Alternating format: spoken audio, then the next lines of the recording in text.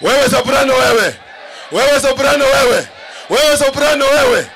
Kwanza, kitu ya kwanza, wewe ni nominated deputy president. Ule mtu tunajua kama deputy president ya watu ni mtu anaitwa Rigiji hapa.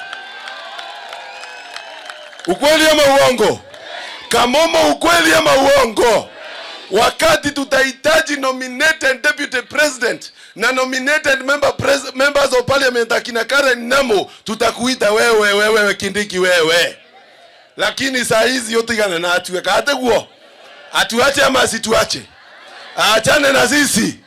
Wewe Kindiki unakuja huku unatusi Rigiji. Wewe Rigiji si rika lako bwana.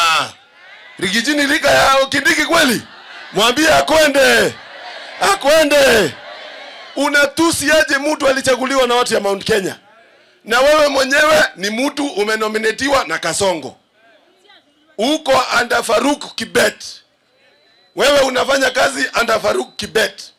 Alafu unakuja huku mbele kutupea lectures. Ati kwa sababu umetumwa na pesa. Hiyo pesa nizo korea pesa ishio bai. Si tutakula hiyo pesa? Muonyeshe tutakula hiyo pesa, tutakula. Hiyo pesa tukule. Lakini 27th tumufanye ile aibu, ile inafaa, ili tupate heshima ya Mumbere na tupate heshima ya Mlima Kenya. Si ni sawa sawa?